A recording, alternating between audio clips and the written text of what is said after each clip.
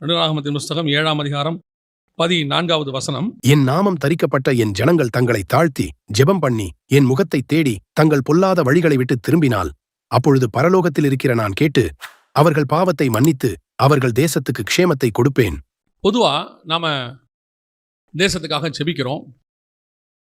இன்னொரு பக்கம் நாம நார்மலாகவும் ஜெபிக்கிறோம். உபவாசம் போடுறோம். சபைகளில் பார்த்தீங்கன்னா பெண்கள் உபவாசம், பொதுவான உபவாசம் நிறைய இருக்கு. இப்படி இருக்கும் பொழுது நம்முடைய ஜெபங்கள் எதற்காக ஏறெடுக்கப்படுகிறது? ஒரு பக்கம் நான் பார்த்த வரைக்கும் சொல்கிறேன், தேசத்துக்காக ஜெபிக்கிறோம், ஆனால் நம்ம எதிர்பார்க்குற ரிசல்ட் வரல. என்ன வரல? ரிசல்ட் வரல. இன்னொரு பக்கம் பார்க்குறோம், நாம் நமக்காக ஜெபிக்கிறோம், உபவாசம் இருக்கிறோம் எல்லாருக்கும், ஆனால் தேசத்துக்காக இல்லை, உபவாசம் இருக்கிறோம். ஆனால் அதுக்கான ரிசல்ட் வருதான்னு பார்த்தா பல விஷயங்களுக்கு நமக்கு ரிசல்ட்டு வரல. பொதுவாக இந்த ஜெபத்தில் ஆனால் வசனம் சொல்லுது, ஜெபத்தை கேட்கிறவரே மாம்சமான யாவரும் உம்மிடத்திலே வருவார்கள் அப்படின்னு. அப்போது எல்லா ஜெபங்களுக்கும் அவர் பதில் கொடுக்குறார். எல்லா ஜெபங்களுக்கும் பதில் கொடுக்குறார். வெளிப்படுத்தல் 5 பார்க்கும்போது தூப கலசத்தை பிடிச்சி ஆட்டுறாங்க, அது பரிசுத்தவான்களுடைய ஜெபங்களே அப்படின்னு. அப்படி இருக்கும் பொழுது இந்த ஜெபத்துக்கு, எந்த ஜெபத்துக்கு கர்த்தர் பதில் கொடுக்குறார், எந்த ஜெபம் கர்த்தருக்கு பிரியமாக இருக்கிறது, எது கர்த்தர் இடத்துல இருந்து பதிலை வாங்கி கொடுக்கிறது அப்படிங்கிறது தான் நாம் இன்னைக்கு பார்க்க போகிறோம். இந்த வசனத்தை நீங்கள் வாசிக்கும் பொழுது 2 நாளாகமத்தின் புஸ்தகம் 7ஆம் அதிகாரம் 14வது வசனத்தில் ஆண்டவர் வாக்கு பண்ணுகிறார், நான் தேசத்துக்கு என்ன கொடுப்பேன்? க்ஷேமத்தை கொடுப்பேன் அப்படின்னு சொல்லி வாக்கு பண்றார். ஆனால் இந்த ஜெபம், தேசத்துக்காக ஜெபிக்கிறோம் அல்லது எத்தனையோ காரியங்களுக்காக ஜெபிக்கிறோம், ஆனால் அத்தனை ஜெபங்களுக்கும் பார்க்கும் பொழுது நம்முடைய பார்வையில் ஒரு நெகட்டிவ் ரிசல்ட் தான் இருக்கு. எனக்கு தெரிஞ்சு ரொம்ப வருஷமா 70 ஜெபம் பண்ணிட்டே இருக்கிறோம் இந்தியாவில். ஆனால் இந்த ஜெபத்துக்கு என்ன பதில் கிடைக்குது அப்படின்னு பார்த்தீங்கன்னு சொன்னா, நாம எக்ஸ்பெக்ட் பண்ற, நாம எதிர்பார்க்கக்கூடியதான அந்த இது கிடைக்கல. ஏதாவது சொல்றோம்னா அந்த ஒரு எழுப்புதலுக்கான ரிசல்ட் நமக்கு வரல. எதிர்பார்த்துக்கிட்டே இருக்கிறோம், வரும்னு சொல்லி நினைக்கிறோம், ஆனால் இன்னும் வரல. என்ன காரணம்? ஒரு வசனத்தை இன்னும் கொஞ்சம் கூட நம்ம வாசிக்கலாம். பொதுவாக இன்னைக்கு சபைகளில் ஏறெடுக்கப்படுகிற ஜெபம்னா நான் சொல்றது விசுவாசி தான் சபை ஏறெடுக்கப்படுகிறதுனா அந்த ஜெபத்தை பாருங்க, வாசிங்க. ஏசாயா புஸ்தகம் 58ஆம் அதிகாரம் 4வது வசனம் வாசிங்க. இதோ வழக்குக்கும் வாதுக்கும் துஷ்ட தனத்துடைய கையினால் குத்துகிறதற்கும். அப்ப அந்த உபவாசம் ஜெபம் என்பது எதற்காக ஏறெடுக்கப்படுகிறது அப்படின்னு சொல்லி பார்த்தா வசனம் சொல்லுது, வழக்குக்கும் வாதுக்கும் துஷ்டத்தனத்துடைய கையினால். ஆமா, அப்படின்னா என்ன அர்த்தம்? உங்களுடைய உபவாசம் எதற்காக இருக்கப்படுகிறது அப்படின்னு ஆண்டவர் கேட்கிறார். Why you are fasting? எதுக்காக நீங்க உபவாசம் இருக்கிறீங்க? ஒன்று வழக்கு, இன்னொன்று வாது. அப்படின்னா என்ன அர்த்தம்? நமக்கு இருக்கிற பிரச்சனை, நமக்கு இருக்கிற ப்ராப்ளம், இதுக்காக தான் நம்ம உபவாசம் இருக்கிறோம். அடுத்து எதுக்கு உபவாசம் இருக்கிறோம்? துஷ்ட கையினால் குத்துவதற்கு, துஷ்ட தனத்துடைய கையினால் குத்துவதற்கு. நமக்கு எதிராக செயல்படுறவனுக்கு நியாய தீர்ப்பு அவனுக்கு உண்டு. அது கர்த்தர் செய்ய வேண்டியதில்லை, அவன் விதைத்த வினையின்படி அது நடக்கும். அதுக்கான ரிசல்ட் தானே வரும் வந்திருக்கு. பட் நம்ம ப்ரேயர் எப்படி இருக்குது? நம்ம என்ன எக்ஸ்பெக்ட் பண்ணுறோம் அப்படின்னா, உடனே இறங்கி கர்த்தர் அவனை நொறுக்கணும். ஒருவேளை எவனா ஒருத்தன் நமக்கு ஏதாவது பண்ணிட்டான், இப்போ ஒரு இது நடக்குது, நடந்த உடனே நம்ம இருதயத்தில் உடனே தோன்றது என்ன தெரியுமா? நம்மளை பண்ணதுக்காக தான் அவனுக்கு இது நடந்துச்சு. ஒரு சின்ன ஆக்சிடென்ட் நடக்குதுன்னு வச்சுக்கோங்களேன், நம்மளை பண்ணதுக்கு தான் இதெல்லாம் நடந்துச்சு அப்படின்னு அந்த நடந்த சம்பவத்துக்கும் நமக்கு ஒரு கனெக்ஷன் நம்ம போட்டுப்போம். என்னமோ பரலோகம் நமக்காக உடனடியாக அதை செய்து அப்படின்னு சொல்லி. ஆக்சுவலாக கர்த்தர் என்ன சொல்றாருன்னா, யாரோ எந்த ஒரு காரியத்துக்கும் உங்களுக்கு எதிராக எழும்புனா உங்களுடையதான ஜெபம் அவனை நொறுக்குவதற்காக இருக்கக்கூடாது. இப்போ இயேசு கிறிஸ்துவை அவங்க அடிக்கிறாங்க, எல்லாம் பண்றாங்க. அவர் ஜெபம் என்னவா இருக்கு அப்படின்னு சொல்லி கேட்டீங்கன்னா, இவர்களை மன்னியும், இது அவர் ஜெபமா இருக்கு. அப்போஸ்தலர்களை பட்டணங்கள் தோறும் அடிக்கப்பட்டார்கள், ஒவ்வொரு இடத்துலையும் அடிக்கிறாங்க. எங்கேயாவது அப்போஸ்தலர்கள் அந்த பட்டணத்தை சபிச்சு பார்த்துருக்கீங்களா? ஸ்தேவானை அடிக்கிறாங்க, அடிச்ச உடனே ஸ்தேவானும் இயேசு கிறிஸ்து மாதிரியே தான் சொல்றாரு, இவர்கள் செய்கிறது என்னதென்று அறியாது இருக்கிறார்கள். அப்ப நமக்குள்ள சுபாவம் என்ன? ஜெபத்தில் நமக்கு இருக்கிற சுபாவம் என்ன? உங்களை துன்பப்படுத்துறவர்களுக்காக என்ன பண்ணுங்கள்? ஜெபம் பண்ணுங்கள். உங்களை சபிக்கிறவர்கள் என்ன பண்ணுங்க? ஆசீர்வதிங்கள். இதான் நமக்கு ஆண்டவர் கொடுத்திருக்கிற சுபாவம். ஆனா இன்னைக்கு நம்ம பிரேயரோட டைப்பையே மாத்திட்டோம். நம்ம பிரேயர் எப்படி இருக்கு அப்படின்னா, ஒன்று இன்னொருத்தருடைய அழிவுக்காக இருக்கு, இல்லை நம்ம ஆசீர்வாதத்துக்காக இருக்கு.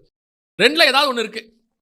நம்முடைய ஆசீர்வாதம் என்பது கூட நீங்க 100% ஏற்றுக்கொள்ளலாம், இல்லை என்று சொல்லலை, எவ்வளோ தேவைகள் இருக்கு.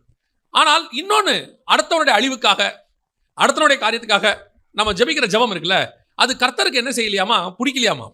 ஆண்டவர் சொல்றாரு, உங்க அதுவும் எப்படி இருக்கிறாங்களா? உபவாசிக்கிறாங்களா? நீங்கள் அதற்காகத்தான் உபவாசிக்கிறீர்கள். ஆனால் கர்த்தர் சொல்றாரு, எனக்கு அந்த உபவாசத்தில் பிரியம் இல்லை அப்படிங்கிறார். அப்போ நம்முடைய பிரேயர் எதை அடிப்படையாய் கொண்டது? நாம எதுக்கு ஜெபிக்க வேண்டி இருக்கிறது? கர்த்தர் எதை நம்மிடத்துல என்னத்துக்காக ஆண்டவர் ஒரு பிரேயரை எதிர்பார்க்கிறாருன்னா, நீங்க வாச 2 நாளாகவும் அவர் சொல்றாரு, தேசத்துக்கு நான் சேமத்தை கொடுப்பேன், தாழ்த்தி என்னை நோக்கி. அந்த வசனம் சொல்லுது, என் நாமம் தரிக்கப்பட்ட ஜனங்கள் தங்களை தாழ்த்தி ஜெபம் பண்ணி என் முகத்தை தேடி. அப்ப இந்த ஜெபம் எதுக்காக இருக்கு அப்படின்னு கேட்டா, ஒரு தேசத்துடைய சேமத்துக்காக இருக்கு. அப்ப நம்முடைய பிரேயர் ரிசல்ட் வரணும். அந்த பிரேயர் தேசத்துக்காக இருக்கணும். அந்த தேசத்துக்காக ஜெபிக்கிற ஜெபம் எப்படிப்பட்டதாக இருக்கணும், எப்படி ஜெபிச்சா அந்த தேசத்துக்கு க்ஷேமம் வரும். திருப்பியும் சொல்றேன், உங்களுக்கும் எனக்குமான ஒரு தேவை இருக்கு. ஆனால் இதற்காக நீங்க தனிப்பட்ட முறையில் உபவாசம் இருக்க வேண்டிய அவசியம் இல்லை. என்னை பொறுத்த வரைக்கும் நம்ம தேவை என்ன என்பதை பரமபிதா முன்பே அறிந்திருக்கிறார். நீங்க சொன்னாலே போதும், அவர் இன்னும் என்ன பொறுத்த வரைக்கும் தனிப்பட்ட கருத்து நான் சொல்றேன், எனக்கு கேட்காமே கர்த்தர் ஆசீர்வதிக்கிறார். நமக்கு என்ன தேவை என்பதை அவர் அறிந்திருக்கிறதுனால நமக்கு தேவையானது என்னது பரலோகம் அறிஞ்சிருக்கு, அது கொடுக்கும். பொல்லாதவர்களாகிய நீங்கள் உங்கள் பிள்ளைகளுக்கு நன்மையான ஈவுகளை கட்டளையிடும் போது பரலோகத்தில் இருக்கிற பிதா செய்வது அதிக நிச்சயம் அல்லவா? கன்ஃபார்மா ஆண்டவர் செய்ய போறார் நமக்கு. ஆனா நம்ம பிரேயர் முழுக்க பாருங்க நம்மளை பத்தியே தான் ஓடுது, வேற எதை பத்தியுமே கவலை இல்லை. சில ஆட்கள் பாருங்க எழுப்புதல் ஜெபத்துக்கு போய் உட்காந்துருப்பாங்க, அங்க போய் அவங்களுக்கு தான் ஜெபம் பண்ணிட்டு இருப்பாங்க. அவர் மேல இருக்கிற எழுப்புதலுக்கு ஜெபம் பண்ணுவாரு. ஆனா இவங்க சோதராண்டவரே சோதராண்டவரே என் பொண்ணுக்கு எப்படியாவது கல்யாணம் பண்ணி வச்சிருக்க ஆண்டவரே, சோதராண்டவரே சோதராண்டவரே என் பொண்ணுக்கு பிள்ளை இல்லை எப்படியா பிள்ளை கொடுத்துருங்க ஆண்டவர். உங்க பிள்ளைகளுக்கு நீங்க ஜெபம் பண்ணுங்க, வேணாம்னு சொல்லலை. அது ஒரு தாயோ தகப்பனுடைய இருதயம் அப்படிதான் இருக்கும். ஆனால் எங்க போனாலும் எதுக்கு எடுத்தாலும் இதே தான் ஜெப குறிப்பு. ஒரு ஃபாஸ்டிங் ப்ரேயருக்கு வந்தா உடனே அது ஒரு ஜெப குறிப்பு, இல்லை ஒரு ஊழியக்காரர் வந்தாருன்னா உடனே ஒரு ஜெப குறிப்பு, அங்கே போய் நிற்கிறது. எல்லா இடத்துலையும் இதே ஜெப குறிப்பு. ஆனால் கர்த்தர் சொல்றாரு, உனக்கு என்ன தேவைன்னு எனக்கு தெரியும், நான் செய்வேன். ஆனால் ஓன் ஜெபம் எதுக்காக இருக்கணும் அப்படின்னா, தன்னை தாழ்த்தி எதுக்காக இருக்கணுமா? வழக்குக்காகவும் வாதுக்காகவும் இல்லை, தேசத்துக்காக, இந்த தேசத்துக்காக, இங்க இருக்கிற ஜனங்களுக்காக. உங்ககிட்ட எங்கிட்டே கர்த்தரை எதிர்பார்க்கிற மிக முக்கியமான பிரேயர் அதுதான். தனிப்பட்ட முறையில் உங்களுக்கும் எனக்குமான எல்லா தேவைகளையும் பரலோகம் பார்த்துக்கொள்ளும். நான் பார்த்துருக்கேன், ஒரு சில ஆட்கள் உலகத்தார்கள் தேவனை அறியாதவர்கள் தான், ஆனால் அவர்கள் உலகத்தின் காரியத்துக்கு உண்மையா இருப்பாங்க. ஒரு உதாரணத்துக்கு சொல்றேன், கள்ள தராசு அவங்ககிட்ட இருக்காது, ஒழுக்கமா இருப்பாங்க. நான் ஒரு பெட்ரோல் பங்க் இருக்கு, அந்த பெட்ரோல் பங்க்ல கூட்டம் எப்போ இருக்கும். ஏன்னு கேட்டபோது அவங்க சொல்லுவாங்க, இங்க பெட்ரோல் போட்டா கரெக்டா இருக்குங்க, இவங்க பெட்ரோல்ல எதையும் குறைக்க மாட்டாங்க, இதை மிக்ஸ் பண்ண மாட்டாங்க. பாருங்க, அந்த மனுஷன் ஆசீர்வாதமா தான் இருக்கிறது. அந்த உண்மைக்கு ஆட்டோமேட்டிக்கா என்ன செய்றாங்க, ஜனங்க தேடி வராங்க. ஒரு உலகத்தா மனுஷனுக்கு அதுக்கே ஜனங்க தேடி வருவாங்கன்னா, ஒரு ஆவிக்குரிய உண்மை உள்ளவனா இருந்தானா, ஒரு கிறிஸ்தவ உண்மை உள்ளவனா இருந்தானா, வேதம் சொல்லுது உண்மை உள்ள மனுஷன் பரிபூர்ண ஆசீர்வாதங்களை பெறுவான். இதுக்கு நீங்க எதுவும் கேட்க வேண்டாம், அது ஃபார்முலா. இப்படி இருந்தா அது கிடைக்கும். உன் ஆயுசு நாட்கள் நீடித்திருக்கும்படிக்கு உன் தாய் தகப்பனை கனம் பண்ணா தானா அது நடக்க போகுது, அவ்வளவுதான். உன் தாயும் தகப்பனை கனம் பண்ணினா ஆயுசு நாட்கள் நீடித்திருக்கும், அவ்வளவுதான். உன் தேவனாகிய கர்த்தரை நீ தேடினா, உண்மையா தேடினா, அவருடைய நியமங்கள் சட்டங்களை கை கொண்டினா, எகிப்தின் மேல் வந்த வாதை உண்மையில் வரப்பண்ணேன், நானே உன் பரிகாரியாகிய, அதை கரெக்டா பண்ணா இது நடக்கும். அது ஆண்டவருடைய வாக்கு தத்தம், அது வாட்டு நடக்கும். இப்போ உங்களுடைய என்னுடைய பிரேயர் பிரதானமானது எதுக்கானதாக இருக்கு?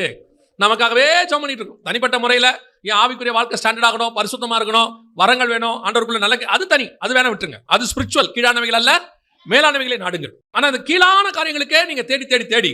ஆனா பைபிள் சொல்லுது, வழக்குக்காகவும் வாதுக்காகவும் உபவாசம் பண்ணாதீங்க, அடுத்தவருடைய கெடுதலுக்காக உபவாசம் பண்ணாதீங்க, இன்னொருத்தன் நாசமாகணும் உபவாசம் பண்ணாதீங்க. நீங்க எதுக்காக ஜெபம் பண்ணுங்க அப்படின்னு கேட்டா, தேசத்தின் சேமத்துக்காக உங்களை தாழ்த்தி ஜெபம் பண்ணுங்க, நான் தேசத்துக்கு என்னத்தை கொடுப்பேன்.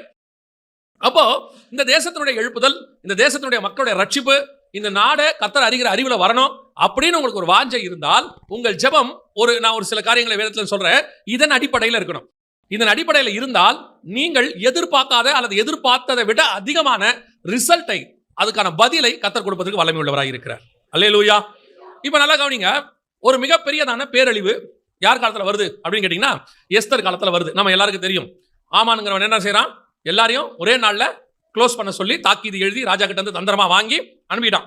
இப்ப கணக்கின்படி தேசத்தின் சட்டம் அந்த சிறுபான்மை மக்களுக்கு எதிராக இருக்கிறது. அங்க சிறுபான்மை வந்து யூதர்கள். அந்த நான் சொல்றது எஸ்தர் காலத்துல சிறுபான்மை யாரு? யூதர்கள். சோ பெரும்பான்மையான மக்கள் அல்லது அந்த பெரும்பான்மையான அந்த நாடு ஒரு சட்டத்தை ஏற்றுகிறது. என்ன சட்டம் ஏற்றுகிறது? சிறுபான்மை மக்களுக்கு எதிரான சட்டத்தை ஏற்றுகிறது. சிறுபான்மை மக்களுக்கு எதிரான சட்டத்தை ஏற்றி அந்த ஜனங்களை நொறுக்கணும் அல்லது அவங்களை கிரஷ் பண்ணணும். இன்னும் சொல்ல போனா இந்த சட்டத்தை ராஜா எழுதி அவன் வாங்கி கொடுக்கும் பொழுது எல்லாரையும் க்ளோஸ் பண்ணணும், ஒழிச்சு கட்டணும் பிளான். ஆனா கவனிச்சுக்கொள்ளுங்க, இப்படி ஒரு சம்பவம் நடக்குது. சட்டம் போட்டாங்க, ராஜாவும் அது கையெழுத்து போட்டாரு, அதுக்கு கீழே இருக்க பிரதானிகள் எல்லாம் அதுக்கு ரெடியா இருக்கிறாங்க. எல்லா மாநிலத்திலையும் இவங்களை நொறுக்கிறதுக்கான நேரம் என்ன ஆயிடுச்சு, ரெடி ஆயிடுச்சு, டேட் குறிச்சாச்சு. இப்படி ஒரு சிச்சுவேஷன் யோசிச்சு பாருங்க. நமக்கு அந்த மாதிரி சிச்சுவேஷன்லாம் இல்ல, நெருக்கம் இருக்கு, நெருக்கம் இருக்கு. ஆல் ஓவர் இந்தியா நமக்கு நெருக்கம் இருக்கு, ஆல் ஓவர் த வேர்ல்டு நெருக்கம் இருக்கு. சபைக்கு நெருக்கம் இல்லாத நாடே கிடையாது. ஒவ்வொரு விதமான நெருக்கம் இருக்கும். ஒன்னு ஆவிக்குரிய நெருக்கம் இருக்கும், இல்ல பிசிக்கல் நெருக்கம் இருக்கும், ஏதோ ஒரு நெருக்கம் இருக்கும். அப்படி இருக்கும் பொழுது இதுல இருந்து தப்பிக்கிறதுக்கு அவங்க செய்த மிக முக்கியமான ஒரு விஷயம் உபவாசம். எப்படி பண்ணாங்க அப்படின்னு சொல்லி நீங்க பாத்தீங்கன்னு சொன்னா, முதலாவதாக எஸ்தரின் புஸ்தகத்தை திருப்பிக் கொள்ளுங்க. இங்கே 3 வகையான உபவாசம் ஒன்றாக சேருகிறது. நல்லா கவனிங்க, 3 வகையான உபவாசம் ஒன்றாய் சேருகிறது. நம்பர் 1 வாசிங்க, எஸ்தரின் புஸ்தகம் 4ஆம் அதிகாரம் 16வது வசனம் வாசிங்க. எஸ்தர் 4:16. நீர் போய் சூசானில் இருக்கிற யூதரை எல்லாம் கூடி வர செய்து 3 நாள் அல்லும் பகலும் புசியாமலும் குடியாமலும் இருந்து எனக்காக உபவாசம் பண்ணுங்கள், நானும் என் தாதிமாரும் உபவாசம் பண்ணுவோம். இவ்விதமாக சட்டத்தை மீறி ராஜாவினிடத்தில் பிரவேசிப்பேன். நான் செத்தாலும் சாகிறேன் என்று சொல்லச் சொன்னாள். நல்ல கவனிங்க, இந்த வசனம் சொல்லுது 4ஆம் அதிகாரத்துல மிக தெளிவாக எஸ்தர் 3 பேரை ஜெபிக்க சொல்றா. 3 விதமான ஜெபம் அந்த இடத்துல சொல்லப்படுகிறது. வாசிங்க, இன்னொரு வசனத்தை வாசிங்க. எஸ்தரின் புஸ்தகம் 4ஆம் அதிகாரம் 1 முதல் 3 வாசிங்க. நடந்த யாவற்றையும் மொர்தெகாய் அறிந்தபோது மொர்தெகாய் தன் வஸ்திரங்களை கிழித்து இரட்டுடுத்தி சாம்பல் போட்டுக்கொண்டு நகரத்தின் நடுவே புறப்பட்டு போய் துயரமுள்ள மகா சத்தத்துடனே அலறிக்கொண்டு 3வது வசனம், ராஜாவின் உத்தரவும் அவனுடைய கட்டளையும் போய்ச் சேர்ந்த ஒவ்வொரு நாட்டிலும் ஸ்தலத்திலும் உள்ள யூதருக்குள்ளே மகா துக்கமும் உபவாசமும் அழுகையும் புலம்பலும் உண்டாகி அநேகர் இரட்டுடுத்திச் சாம்பலில் கிடந்தார்கள். நல்லா கவனிங்க, ஒரு மிகப்பெரியதான சட்டம் நமக்கு அகைன்ஸ்டாக இருக்கிறது. யாருக்கு? எஸ்தர் காலத்துல யூதர்களுக்கு அகைன்ஸ்டாக இருக்கிறது. ஆல் ஓவர் த வேர்ல்ட் மிகப்பெரியதான சட்டம். 127 நாட்டுக்கு ஒரு சட்டம் போடுறாங்க. அந்த சட்டம் என்ன செய்யுது? யூதர்களை க்ளோஸ் பண்ணு, அவங்களோட எல்லாத்தையும் எடுத்துக்கோ, சொத்துக்களை எடுத்துக்கோ அப்படின்னு சொல்லி ஒரு சட்டம் வருது. இந்த சட்டம் வரும்போது இந்த சட்டத்தை ஜெயிப்பதற்கு என்ன நடந்தது? அதான் இங்க ரொம்ப இம்பார்ட்டன்ட். என்ன நடந்தது? ஒரு பக்கம் மொர்தெகாய் அவன் என்ன செய்யறான்னா, அந்த வசனம் சொல்லுது, ரட்டுடுத்தி சாம்பல் போட்டுக்கொண்டு நகரத்தின் நடுவே புறப்பட்டு போய் மகா சத்தத்துடனே அலறிக்கொண்டு. இப்போ அவனை பார்த்து எஸ்தர் சொல்றா, நீ போய் உபவாசம் இரு. என்ன பண்ணு? இந்த உபவாசம் எதுக்கான உபவாசம்? யார் யாரெல்லாம் பாதிக்கப்படுகிறார்களோ அத்தனை யூதர்களும் சேர்ந்து ஜெபிக்க வேண்டிய ஜெபம். என்ன ஜெபம்? அத்தனை விசுவாசிகளும் ஜெபிக்க வேண்டியதான ஒரு ஜெபம். இது ஒரு மனதினுடைய மிக இம்பார்ட்டன்ட். இந்த விஷயம் எல்லாருக்கும் ஆன விஷயம். இங்க என்ன இருக்குன்னு கேட்டீங்கன்னா, ஒரு பக்கம் எஸ்தர் சபை அது ஜெபிக்குது, ஒரு பக்கம் ஜனங்கள் விசுவாசிகள், ஒரு பக்கம் எஸ்தரை உருவாக்கின தாதிமார்கள். ஏன்னா ஏகா என்ன பண்றாரு? எஸ்தரை கொண்டு போய் 7 தாதிமார்கள் கையில் ஒப்படைக்கிறார். அந்த தாதிமார்கள் தான் அவளை ராஜகுமாரத்தையா மாத்தினது. இது எதுக்கு அடையாளமா இருக்குது? ஊழியக்காரர்களுக்கு அடையாளமா இருக்கு. ஒரு பக்கம் எஸ்தர் போன்ற சபை, இன்னொரு பக்கம் விசுவாசிகள் அல்லது அதை கேள்விப்பட்ட அத்தனை பேர் பாதிக்கப்படுகிற எல்லோரும், இதோடு கூட ஊழியர்கள் தாதிமார்கள் எல்லாரும் சேர்ந்து என்ன பண்றான்? ஒரு மனமா ஜெபம் பண்றான். அத்தனை பேரும் சாம்பலில் உட்கார்ந்து உபவாசித்து அழுது ஒரு சட்டத்துக்கு எதிராக. இந்த ஒரு மனதின் ஜெபம் இருக்குல்ல, இதுதான் நீங்கள் செய்ய வேண்டிய முதல் இம்பார்ட்டன்ட். நீங்கள் உபவாசம் இருக்கிறது முக்கியம். அதை விட முக்கியம் ஒரு மனதோடு கூட உபவாசம் இருத்தல். இந்த ஒரு மனதுக்கு இருக்கக்கூடிய பவர் இருக்கு இல்லையா, அந்த பவர் வேற நிறைய பேருக்கு தெரியவே மாட்டேங்குது. என்ன அதுக்கு ஒரு பவர் இருக்குது அப்படின்னு சொல்லி கேட்டீங்கன்னா, அப்போஸ்தலர் நடவடிக்கைகளை நீங்க எடுத்துக்கொள்ளுங்க. ஒரு எழுப்புதல், மிகப்பெரிய எழுப்புதல் வந்துச்சு. அப்போஸ்தலர் நடவடிக்கைகள் என்ன வருது? பெரிய எழுப்புதல் வருது. அந்த எழுப்புதலுக்கு அங்க ஏற்பட்ட மிக முக்கியமான விஷயத்தை கவனிங்க. வாசிங்க, அப்போஸ்தலர் நடவடிக்கைகள் 1ஆம் அதிகாரம் 14வது வசனம் வாசிங்க. அங்கே இவர்கள் எல்லாரும் ஸ்திரீகளோடும் இயேசுவின் தாயாகிய மரியாளோடும் அவருடைய சகோதரரோடும் கூட ஒருமனப்பட்டு ஜெபத்திலும் வேண்டுதலிலும் தரித்திருந்தார்கள். ஒருமனப்பட்டு. இப்ப வாசிங்க 2:1. பெந்தெகொஸ்தே என்னும் நாள் வந்தபோது அவர்கள் எல்லாரும் ஒருமனப்பட்டு ஓரிடத்திலே வந்திருந்தார்கள். அடுத்து 2:41 வாசிங்க. அவனுடைய வார்த்தையை சந்தோஷமாய் ஏற்றுக்கொண்டவர்கள் ஞானஸ்நானம் பெற்றார்கள். அன்றைய தினம் ஏறக்குறைய 3000 பேர் சேர்த்துக் கொள்ளப்பட்டார்கள். 4:4 வாசிங்க.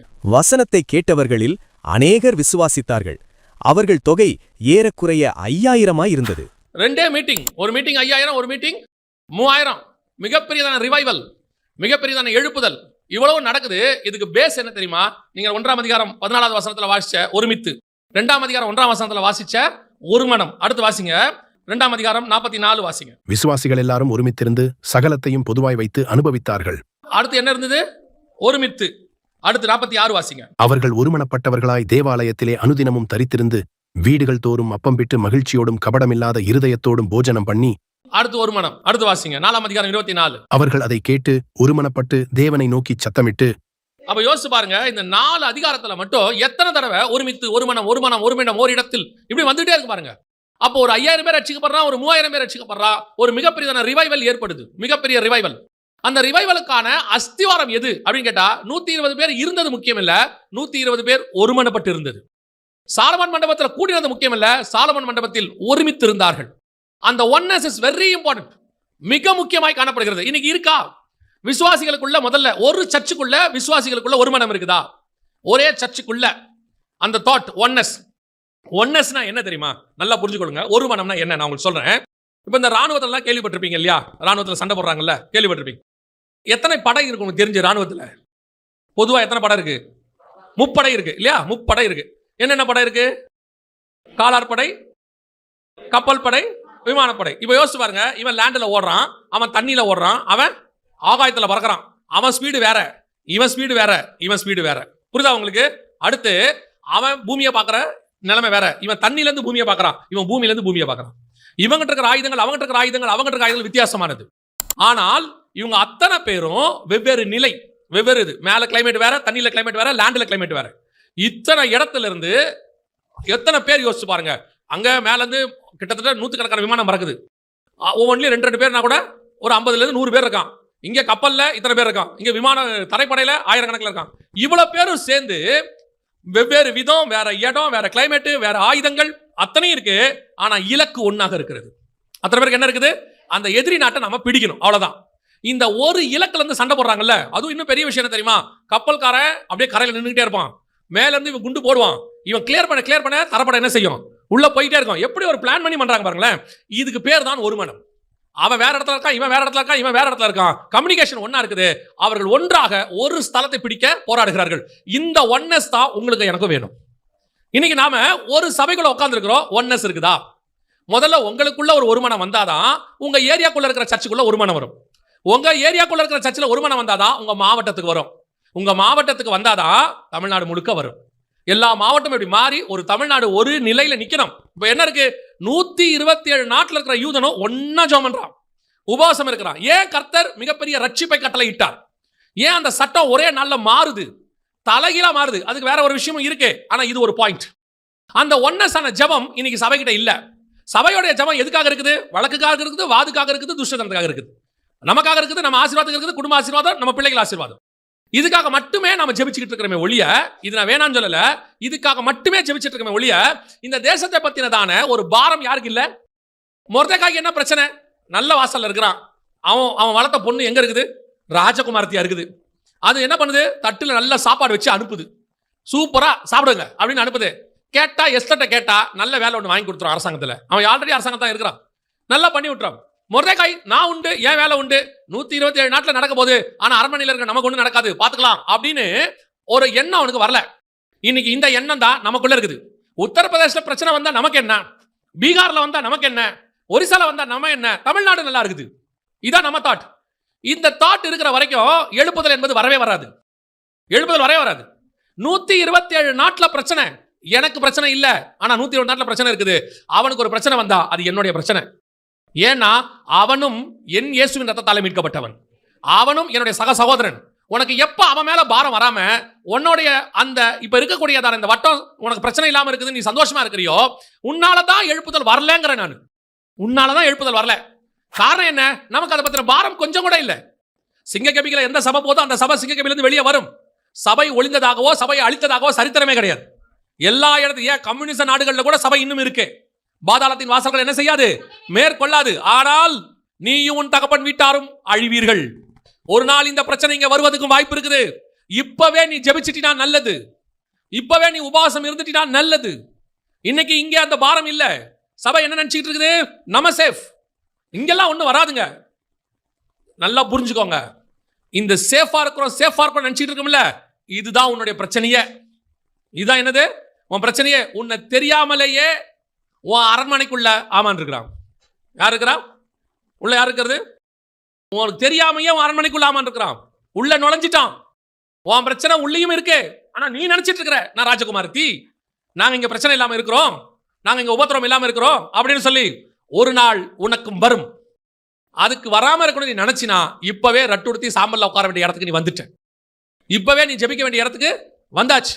அடுத்து எஸ்தர் சொன்னது என்ன தெரியுமா? 2வது அந்த வசனம் என்ன சொல்லுது பாருங்க. 16வது வசனம் வாசிங்க. நீர் போய் சூசானில் இருக்கிற யூதரை எல்லாம் கூடி வர செய்து 3 நாள் அல்லும் பகலும் புசியாமலும் குடியாமலும் இருந்து எனக்காக உபவாசம் பண்ணுங்கள், நானும் என் தாதிமாரும் உபவாசம் பண்ணுவோம். யார் இந்த தாதிமாரு? 2ஆம் அதிகாரம் 9வது வசனம் வாசி. அந்த பெண் அவன் பார்வைக்கு நன்றாயிருந்ததினால் அவளுக்கு அவன் கண்களிலே தயை கிடைத்தது. ஆகையால் அவளுடைய சுத்திகரிப்புக்கு வேண்டியவைகளையும் அவளுக்கு தேவையான மற்றவைகளையும் அவளுக்கு கொடுக்கவும் ராஜ அரமனையில் இருக்கிற 7 தாதிமார்களை அவளுக்கு நியமிக்கவும் ஜாக்கிரதைப்பட்டு கன்னிமாடத்தில் சிறந்த ஒரு இடத்திலே அவளையும் அவள் தாதிமார்களையும் வைத்தான். யார் இந்த தாதிமார் தெரியுமா? இவங்க தான் எஸ்தரியா ரெடி பண்றவங்க. இவங்க தான் யாரு? எஸ்தரியா ரெடி பண்றவங்க, ராஜாவுக்கு ஏத்த மாதிரி மாத்துறவங்க. ஆனா வசனம் சொல்லுது, இவ சொல்றா நானும் என் தாதிமாரும். எஸ்தர் யாரை மாத்திருக்கா தெரியுமா? தன்னை உருவாக்கின தாதிமாரை என்ன சொல்றா? உபவாசம் கொடுக்குறவங்களா மாத்திட்டா, உபவாசம் எடுக்கிறவங்களா மாத்திட்டா. இது 2வது எது இருக்கு? ஒரு சபையை உருவாக்குறது 5 வகையான ஊழியங்கள். சபை உருவாக்குவது 5 வகையான ஊழியகம். இந்த 5 வகையான ஊழியமும் ஒருமனப்படணும். 5 வகை ஊழியம் என்ன ஆகணும்? ஒருமனப்படணும். ஒருமனப்பட்டு அத்தனை பேரும் விசுவாசிகளோடு கூட சேர்ந்து என்ன செய்யணும்? ஜெபிக்கணும். விசுவாசியோடு சேர்ந்து ஜெபிக்கணும். இந்த 5 வகையான ஊழியர்களும் ஒன்னா சேருவாங்களா? முதல்ல ஒரு வகையான ஊழியக்காரரை ஒன்னா சேருவாங்களா? எல்லா எவாஞ்சலிஸ்டும் ஒன்னா ஒரு மனத்தில் வர முடியுமா? எல்லா பாஸ்டரும் ஒரு மனமா வர முடியுமா? எல்லா அப்போஸ்தலரும் ஒன்னா வர முடியுமா? எல்லா தீர்க்கதரிசியும் எல்லா எவாஞ்சலிஸ்டும் ஒன்னா வர முடியுமா? இவங்க எல்லாம் ஒன்னா வந்து இப்ப 5 பேர் என்ன செய்யணுமா? ஒன்னா வரணும்.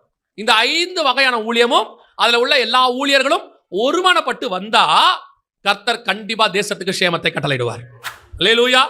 இப்போ மேல இருந்து குண்டு போடுறான் விமானப்படையில, அவன் போட்டு முடிகிற வரைக்கும் யார் அமைதியா இருக்கணும்? தரைப்படை அமைதியா இருக்கணும். அவன் வந்து குண்டு போட்டு கிளியர் பண்ண பிறகு சொல்லுவான், நவ் யூ ஆர் என்டர் ஆகுங்கன்னு. அதுக்கப்புறம் அவன் என்ன செய்வான்? உள்ள போவான். இப்போ அந்த தரப்படக்காரங்க என்ன தோணுது? விமானப்படக்காரனாங்க நல்லா ஜாலியா மேல இருக்கிறான், ஒரு பிரச்சனை இல்லை, நல்ல குண்டு போட்டு போய் இறக்கிறான், 1/2 மணி நேரம் வேலை 1 மணி நேரம் வேலை அப்படின்னு நினைச்சுக்கிறாங்க. அவனுக்கு தான் தெரியும் அவன் பிரச்சனை என்னன்னு.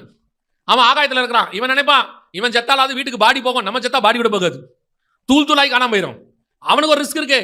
ஆனா அவன் முன்னாடி போறான், நல்லா வேகமா போறான், எல்லாம் ஆசை. இவன் என்ன நினைக்கணும் தெரியுமா? அவன் வேலைக்கு இப்ப அவன் போயிட்டு இருக்கான், அவன் டேர்ன், ஒரு நாள் ஏன் டேர்ன் வரும். அவன் போய் குண்டு போட்டு போய் அமைதியா உட்காந்துருப்பான், நான் உள்ள போய் பிடிப்பேன். இப்படி ஒருத்தருக்குள்ளையும் அந்த ஒன்னஸ் வரணும். இன்னைக்கு அந்த ஒன்னஸ் இல்ல. இப்ப 2வது ஊழியக்காரர்கள் எல்லாம் ஒன்றா மாறணும், ஒரு மனதுக்கு வரணும்.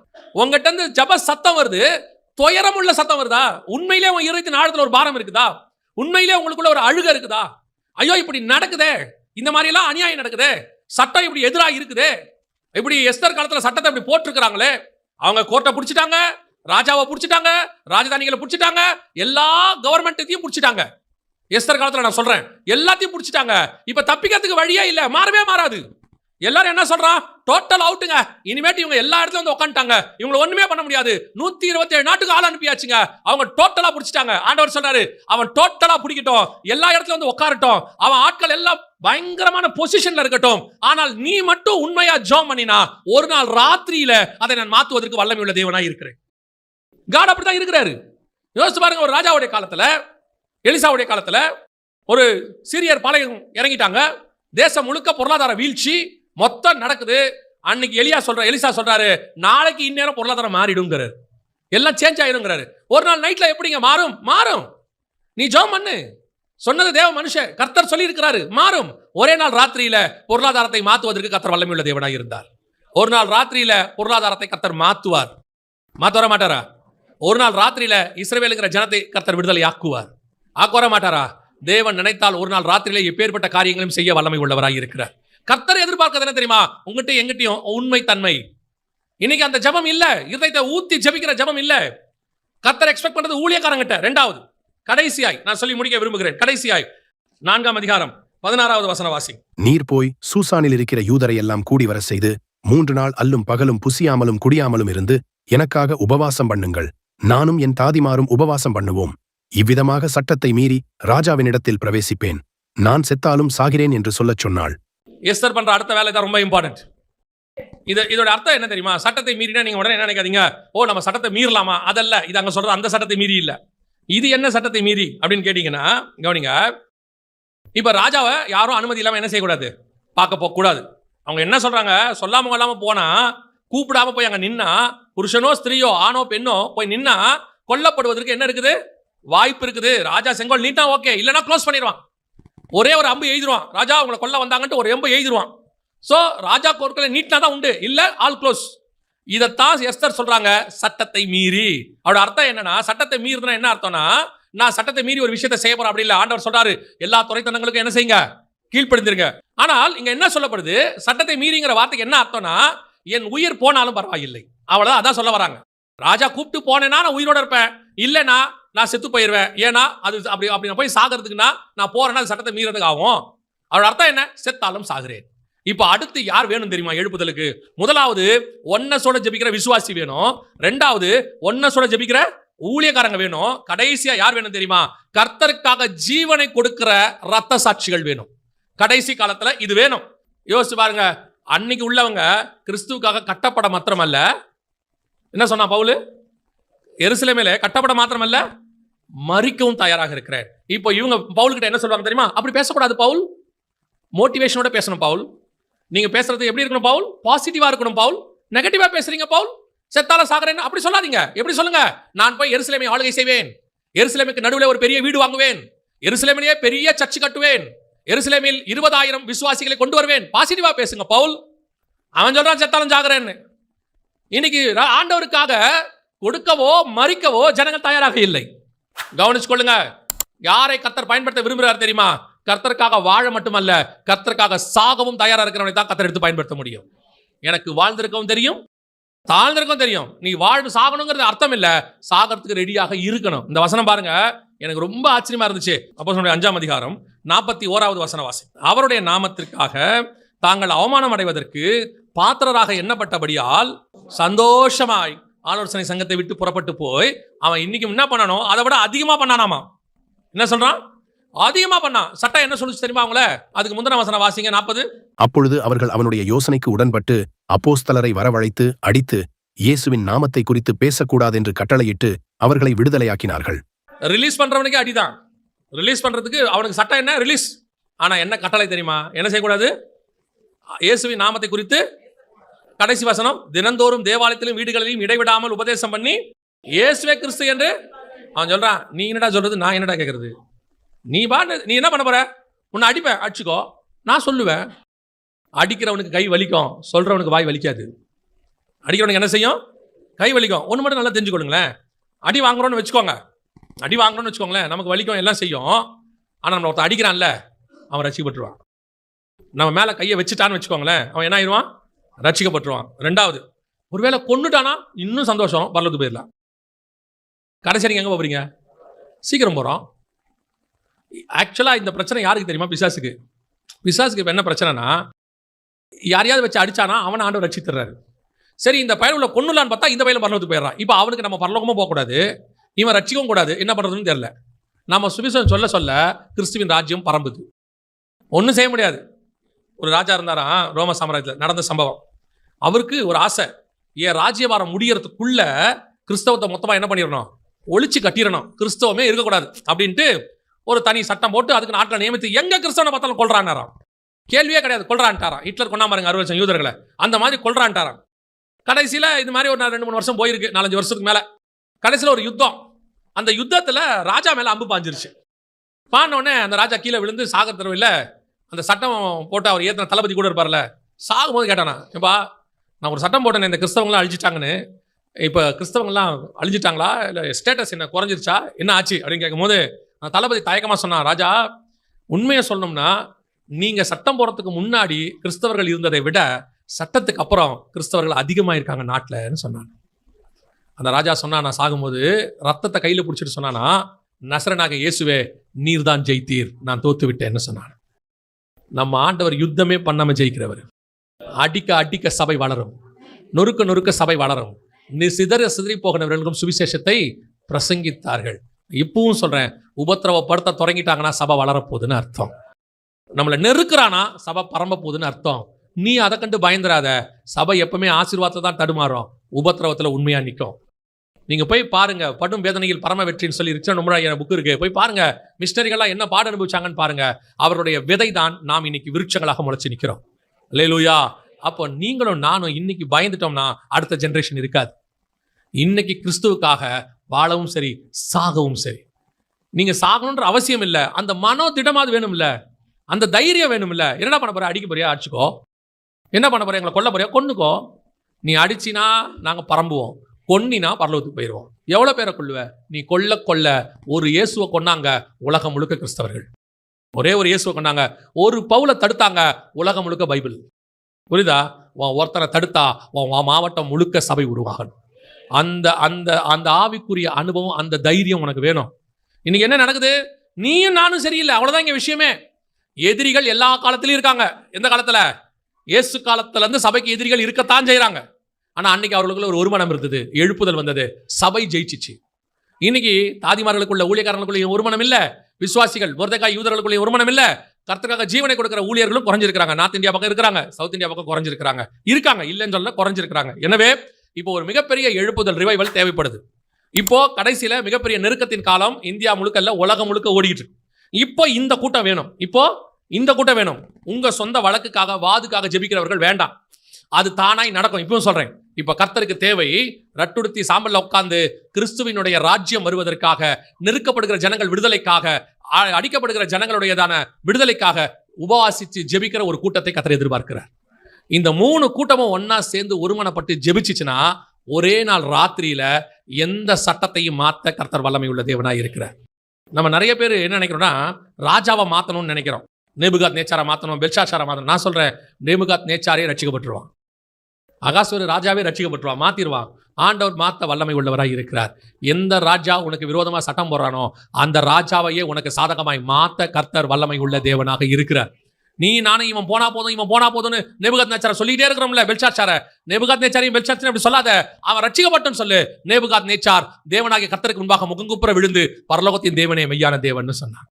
சிங்கக்கபில போட்ட அதே ராஜா தான் சொன்னான், தானியேலின் தேவனே மெய்யான தேவன்.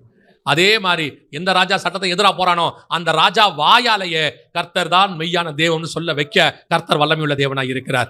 தேவை இப்பொழுது ஜெபிக்கிற கூட்டம் ஒன்று தேவை. இந்த மாதிரி ஜெபிக்கிற ஒரு மிக முக்கியமான கூட்டத்தை கர்த்தர் எதிர்பார்க்கிறார். நீங்கள் நான் அதுல இருக்கிறோமா? நீங்கள் அந்த பாரத்தோட இருக்கிறோமா? நான் என் குடும்பம் நல்லா இருக்கு, என் ஊர் நல்லா இருக்கு, என்னோட சபை நல்லா இருக்குது, என் நாடு நல்லா இருக்கு, என்னோட ஸ்டேட் நல்லா இருக்குது, நாங்க ஏதோ கர்த்தருடைய கிருபையில சோத்திரம் போறோம்னா ஒரு நாள் வரும். ஏன்னா இன்னைக்கு நாம சந்தோஷமா இருக்கிற மாதிரியே இன்னைக்கு உபத்திரவத்தோட நாடுகள்லாம் ஒரு காலத்துல சந்தோஷமா இருந்துச்சு, அமைதியா இருந்துச்சு, நிம்மதியா இருந்துச்சு. அந்த நாடுகள்ல உபத்திரம் வந்து இன்னைக்கு அவங்க ஜெபிக்க முடியாத இடத்துக்கு போயிருக்கிறாங்க. ஆனால் ஒரு நாள் அவங்களுக்கு விடுதலையும் கிடைச்சிச்சு, ஒரிசாக்கு விடுதலை கிடைச்சிச்சு ஒரு நாள். அதே மாதிரி இங்கேயும் எழுப்புதல் வரும். ஆனா உபத்திரம் வராம வரத்துக்கு நீ நான் ஜெபிக்க வேண்டியது அவசியமாக இருக்கிறோம். அல்லேலூயா. நாம் ஜெபிக்க போகிறோம். எந்திரிக்கலாமா நம்ம தேவ சமூகத்துல? கர்த்தருக்கு இப்ப தேவை உண்மையாய் தேசத்தின் சேமத்துக்காக ஜெபிக்கிற ஒரு கூட்டத்தை கர்த்தர் எதிர்பார்க்கிறார். அதான் இப்ப கர்த்தருக்கு தேவை. வழக்குக்காக வாதுக்காக துஷ்டத்தனத்தில் கையை கொண்டு குத்துவதற்காக உள்ள ஜெபம் வேண்டாம். அந்த ஜெபத்தால ஒரு பிரயோஜனமும் இல்லை. நான் என்னுடையது, என் குடும்பத்துக்காக, என்னுடையதான எதிர்காலத்துக்காக இருந்த ஒரு குறுகிய மனப்பான்மை ஜெபம் போதும். அந்த ஜெபம் போதும். இப்ப கர்த்தர் எதிர்பார்க்கிறது என் தேசத்திற்காக, என் தேசத்தின் ஜனங்களின் விடுதலைக்காக. எஸ்தர் ஜோமனா, ஜனங்களின் விடுதலைக்காக. நானும் என் ஜனங்களும் அடிமைப்பட்டு இருக்கிறோம். அவர் சொல்றா, ராஜா கிட்ட போய் கதறா, எங்களுக்கு விரோதமா இப்படி சூழ்ச்சி பண்றாங்க, எங்களுக்கு விரோதமா சட்டம் போடுறாங்க, ராஜாவுக்கே தெரியாம ராஜா கிட்ட கையெழுத்து வாங்கிட்டாங்க, ராஜாவுடைய கோர்ட்ல இருந்து ஆர்டர் வந்துருச்சு, எல்லாமே அகைன்ஸ்டா இருக்கு ராஜா. போய் எஸ்தர் கேட்கிறா ராஜா கிட்ட, எல்லாமே அகைன்ஸ்டா இருக்கு ராஜா. கர்த்தர் கொடுக்கிற ஆலோசனை, எல்லா விசுவாசியும் ஒருமனப்பட்டு கூடுங்க. கர்த்தர் கொடுக்கிற ஆலோசனை, எல்லா தாதிமார்களும் ஊழியக்காரர்களும் ஒன்றாய் கூடுங்க. கர்த்தர் கொடுக்கிற ஆலோசனை, கர்த்தருக்காக ஜீவனை கொடுக்கிறவர்கள் ஒன்றாய் கூடுங்க. அத்தனை பேரும் ஒருமித்து ஜெபிக்கும் பொழுது கர்த்தர் தேசத்துக்கு சேமத்தை கட்டளையிட வல்லமை உள்ளவராக இருக்கிறார். நான் அதுல ஒரு பகுதியாக இருக்கணும், நான் அதுல ஒரு பார்ட்டா இருக்கணும். நான் இதுவரைக்கும் எனக்காக வாழ்ந்தது போதும், நான் இனி தேவனுக்காக என்னை தருகிறேன், ஆண்டவருக்காக என்னை தருகிறேன். ஒப்பு கொடுப்போமா தேவ சமூகத்தில்? ஆண்டவர் அப்படிப்பட்ட திறப்பில் நிற்கக்கூடியவர்களை கர்த்தர் தேடுகிறார். ஆண்டவருக்காக வைராக்கியம் உள்ள சாட்சிகளை கர்த்தர் தேடுகிறார். கர்த்தருக்காக கட்டப்பட மாத்திரமல்ல, மரிக்க உள்ளவர்களை கர்த்தர் தேடுகிறார். ஒப்பு கொடுப்போமா தேவ சமூகத்தில்? அப்படி ஜெபிக்க விரும்புறவங்க எல்லாம், என்னை தருகிறேன், ஆண்டவருக்கு என்னை ஒப்பு கொடுக்கிறேன் அப்படி சொல்றவங்க எல்லாம் கரங்களை ஆண்டவருக்கு நேராக உயர்த்தி, ஆண்டவரே நான் முழுவதுமாய் என்னை தருகிறேன் ஆண்டவரே. ஒரு பாரம் இந்த தேசத்தை பற்றி உங்களுக்கு வரும், உங்களை கர்த்தர் எடுத்து பயன்படுத்துவார். நாம் ஜெபிப்போமா? கரங்களை ஆண்டவருக்கு நேராக உயர்த்தி, நல்ல தகப்பனே, சர்வ வல்லமையுள்ள எங்கள் ஆண்டவரே, இந்த தேசத்தின், இந்த மாவட்டத்தின், இந்த நாட்டின் எழுப்புதலுக்கு, விடுதலைக்கு இன்னும் ஒரு விசை எங்களை தருகிறோம் ஆண்டவரே, எங்களை சமர்ப்பிக்கிறோம் ஆண்டவரே. நானும் என் சபையும் எங்கள் ஊழியர்களும் அத்தனை பேரும் ஒருமித்து வருகிறோம் அப்பா. எங்களை கொண்டு எதாயிலும் செய்யுங்க ஆண்டவரே. ஒரு பெரிய மாற்றம் வரட்டும் ஆண்டவரே, ஒரு பெரிய எழுப்புதல் வரட்டும். உடைய வருகைக்குள்ளாக நடைபெற போகிற மகா பெரிய காரியங்களுக்குள்ளாக ஒரு பெரிய மாற்றம் வரட்டும்ப்பா. ஒப்பு கொடுத்து ஜெபிக்கிறோம் இயேசு கிறிஸ்துவின் நாமத்தில் பிதாவே.